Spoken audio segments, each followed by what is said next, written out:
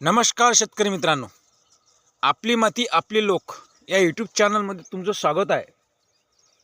तर शेतकरी मित्रांनो, आपण तीनही क्वालिटीला लावल्या होत्या की श्रीराम सुपर 111, श्रीराम सुपर 303 आणि सुगन KDM 711 म्हणजे सुगन.